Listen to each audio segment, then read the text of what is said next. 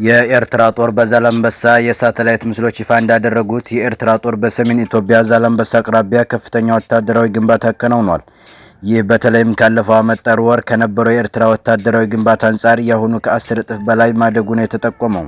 የትግራይ ጊዜያዊ አስተዳደር በፌዴራል መንግስቱ ሙሉ ለሙሉ ፈርሶ በሌላ ሊተካ መሆኑን የደረሰ መረጃ ያመለክታል።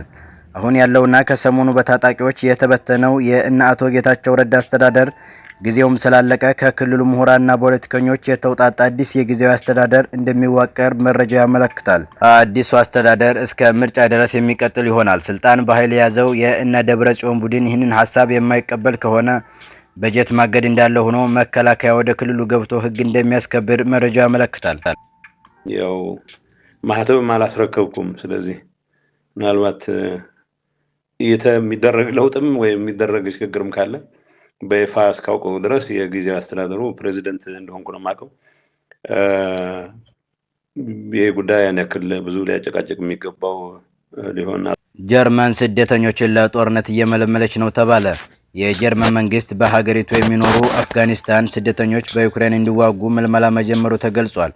ምልመላው በተለያዩ ወንጀሎች ተጠርጥረውና በስደተኛ መጠለያ ጣቢያ የሚኖሩ 2300 የአፍጋኒስታን ዜጎች እንደሆኑም ታውቋል። ስደተኞቹ ወይ ለዩክሬን ትዋጋላችሁ አሊያም ወደ ሀገራችሁ ትመለሳላችሁ መባላቸው ተሰምቷል። የጀርመን ድርጊት ሽብርተኝነት የሚያስፋፋ ነው ሲሉም የደህንነት ባለሙያዎች አስጠንቅቀዋል። ፕሬዝዳንት መሆን ስህተት ነበር። በዚህ ምን ሆነ? ፕሬዝዳንት መሆን ስህተት ነበር። እኔ አሁን ወደ ኋላ ተመልሼ ያኔም ቢሆን መሆን የለብኝም እየተሟግቼ ስለነበረ በመሆኔ አሁን ሪግሬት አላደረገውም። በመሆኔ ምክንያት የፈጠርኩት ያገዝኩት የለውጥ መንፈስ አለ። እውነት ልንገርህ፣ አንደኛ መሪ ሁሉንም ነገር ካላረኩ እኔ የሚሉትን ካልተቀበልኩ ብሎ ለያዥ ለገራዥ የሚያስቸክርበት ስርዓት ያከተመ መሆን አሳይቻለሁ። እኔን ከተማ ውስጥ ሆኖ እየተደጎመ መገደል አለበት የሚል ሰው ያለ ስጋት መኖር እንደሚችል ሌላ እኮ ማድረግ አያስፈልግም። የፖሊስ ኃይል መላክ አያስፈልግም።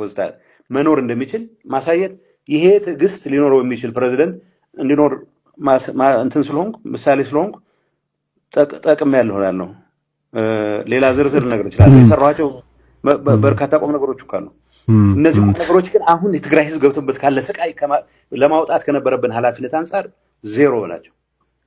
ተመስገን ከመቀለ ጉባኤ አድርጌያለሁ ከሚለው ቡድን በርግጥ የምትለይበትን እስቲ ነጥቦች ባጭሩ ነገርን ብሎ ጠይቋልና እስቲ እሱን እንደው ባጭሩ ነገርን። እኔ አንድ ጥያቄ ላክል እሱ ጋር ከዛ ጋር ስለሚያያዝ ነው። ሌላ ፓርቲ ማቋቋምን እንደ አማራጭ አላየህም?